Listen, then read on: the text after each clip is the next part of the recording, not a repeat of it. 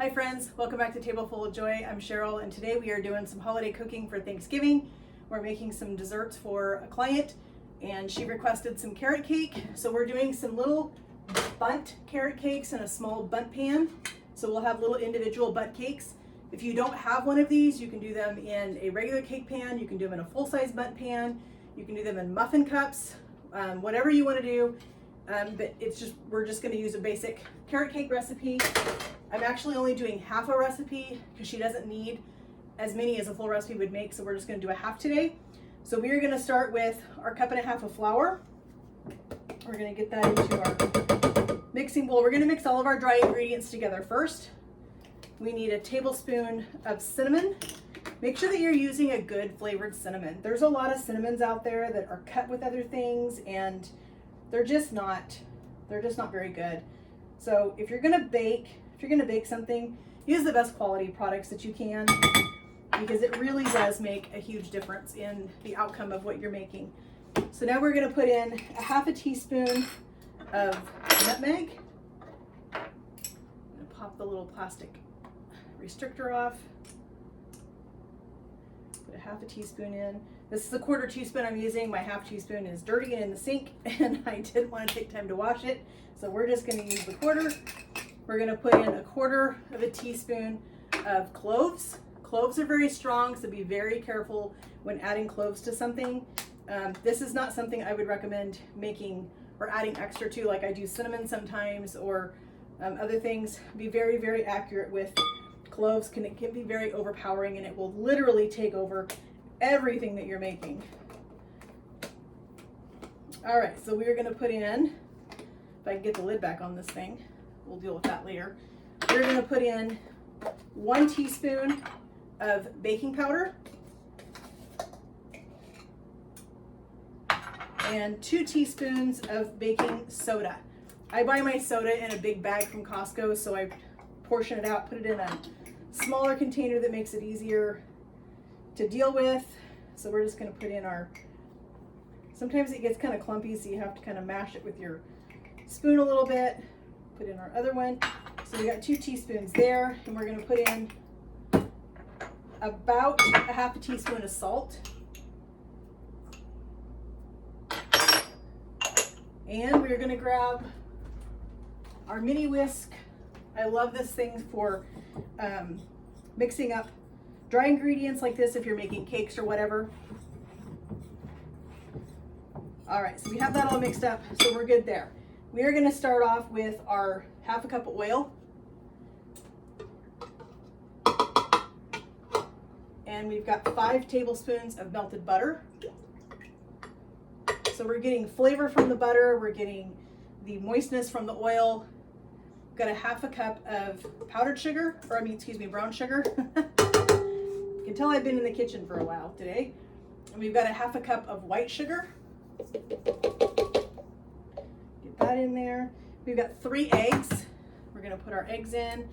So you want to mix all of your wet ingredients, so your eggs and your butter and your oil and that kind of stuff, with your sugar so that you're able to get them nice and creamy. Put in our last egg, and then we're going to get this mixed up.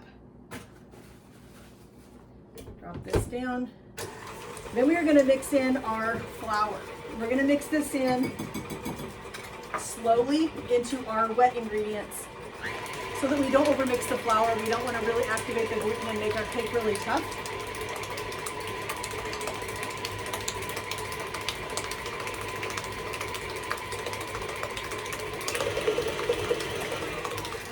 Okay, that looks good. So we're going to turn this on really low speed. And we are going to slowly add in our dry ingredients. Just let them slowly get incorporated into our sugar and eggs.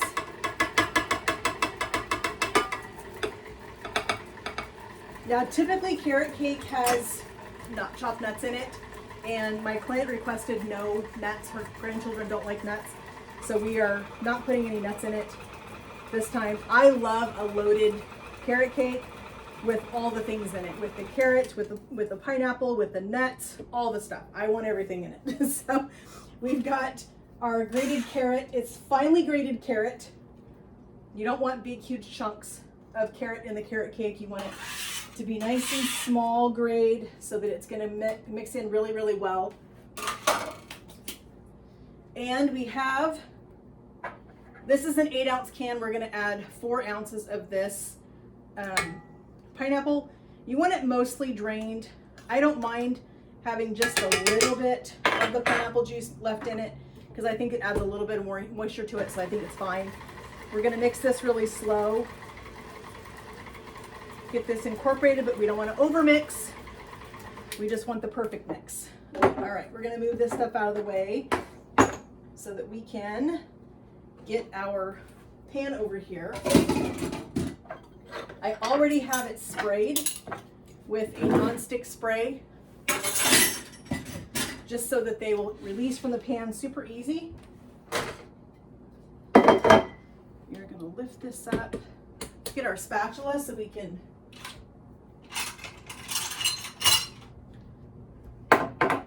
scrape this all down.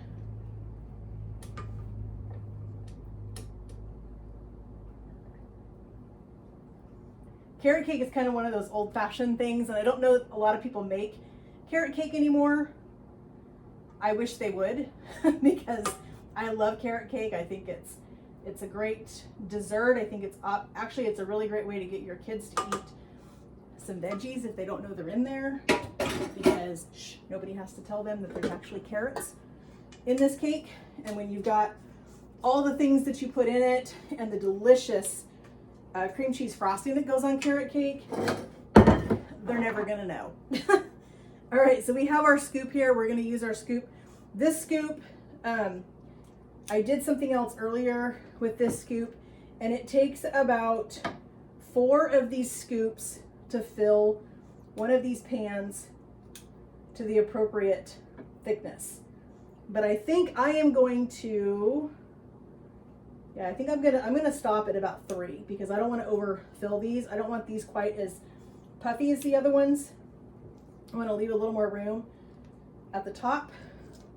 So we're going to put in about 3 of our scoops into each one of our little wells in here for our bundt cakes. These are going to bake at 350. Since they are a smaller cake, they're not going to bake as long as a big cake. So I'm going to say they're going to bake for about 20 minutes. That's about how long the other ones that I did earlier did, and they were just perfect in about 20 minutes. So I think we're going to do 20 minutes. We'll check them. That's the thing, is you can always check it with a toothpick. If it's not done enough, then you can always put it back in, set your timer for another like 2 to 3 minutes, and then just keep checking it every couple of minutes to make sure that you're not over baking it. Because with cakes, they're going to be a little bit loose or a little bit soft when they first come out of the oven. And if you leave them in the oven until they are completely firm, they're going to be really, really hard when you take them out, and nobody wants that. So these are looking amazing. That last scoop wasn't quite full, so we'll add just a tiny bit more to this one. But these are looking super good. These are going to be really pretty with a really nice drizzle of cream cheese frosting on them to make a really pretty presentation for her dessert plate tomorrow. But these are going to be beautiful. So this half a cake recipe is going to make about 8 of these bundt cakes. So judge that by how many you think you need for your family to have enough, and then that's what I would do. If you think you can eat as many as this would make doing a full recipe, then make the full recipe. But with her family, it was only going to be 6 of them for dinner on Thanksgiving, so she didn't need all of it. Plus she's going to have another dessert that I'm making as well for her. So we're going to get these in the oven. You can see how delicious these look. We're going to get these put in the oven. They're going to bake for about 20 minutes, and we'll check on them and see how they're looking. All right, I think our carrot cakes are done. We're going to pull them out. We're going to check them with a toothpick real quick. Make sure that they come out clean. Let's see. Yep, our toothpick's nice and clean. So these are ready. We're going to dump these out onto our cooling rack so that they can cool. And then after they have completely cooled, they will be ready for our frosting.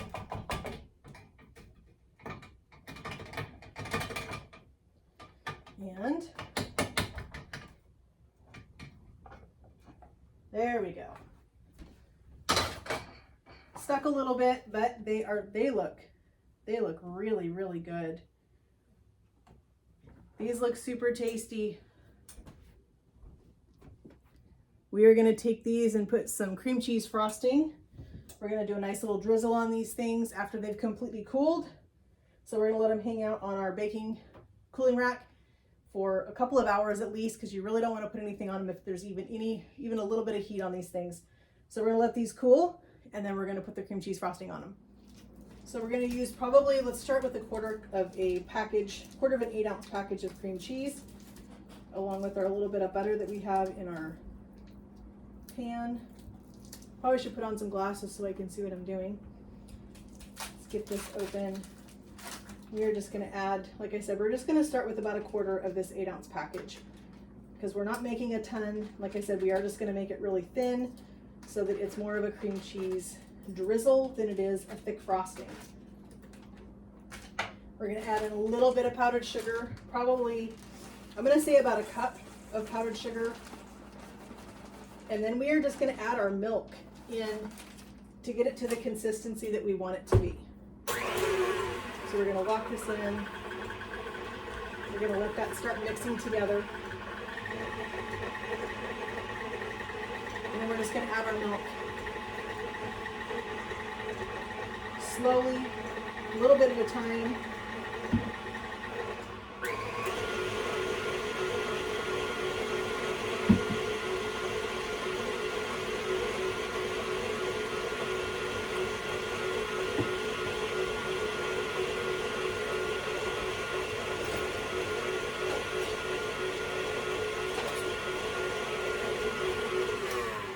Stop it so we can scrape down our bowl.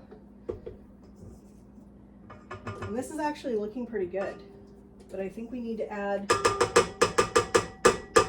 just a tiny bit more powdered sugar. We don't need a lot. We're just going to add a little bit left, a little bit here.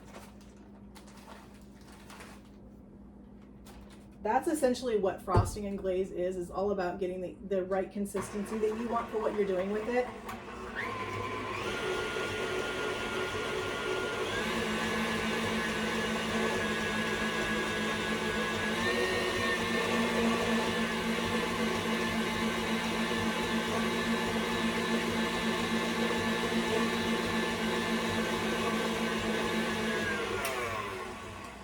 All right, that looks perfect. We're gonna get a pastry bag out and probably put just a little tip on it so that we can get this drizzled in there, and we're gonna get these decorated. All right, so I'm gonna show you a quick little trick here how to fill a pastry bag. It's really hard to hold onto a pastry bag and get your frosting into it. So we're just gonna use a regular drinking glass. We're gonna put our bag inside here, and you just fold your bag around the glass, take your hand and push it in there so that you're getting a good hole in there. And we are gonna fill this with our frosting. This is our cream cheese glaze that we made. So as you can see, it's a little bit runnier than an actual frosting, and that's okay. That's what we want. We want it to have a little more run to it, so that this is gonna be a really pretty drizzle on these. Squeeze this in. Okay, so we have a good glaze, a good drizzle going. So we're just gonna come in and we're just gonna do this to our cakes. We're just gonna do a nice, pretty little glaze on these, nice little decoration. Move on to your next one.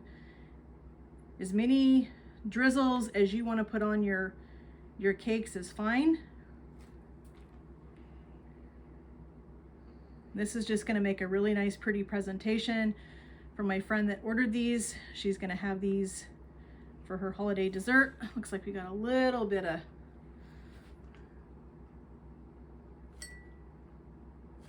we can grab a toothpick, fix that real quick. If you get a plug in your, and sometimes we have disasters like that in the kitchen, but it's all right. So we're just gonna stick our toothpick right in there, unplug our hole. Okay, now we're ready to go again. So we're just gonna finish doing our drizzle. Looks like we might have had some powdered sugar that didn't get totally mixed, but that happens. It's not a big deal. It's easy to fix. Finish doing these real quick. These are going to look so pretty on her little dessert table.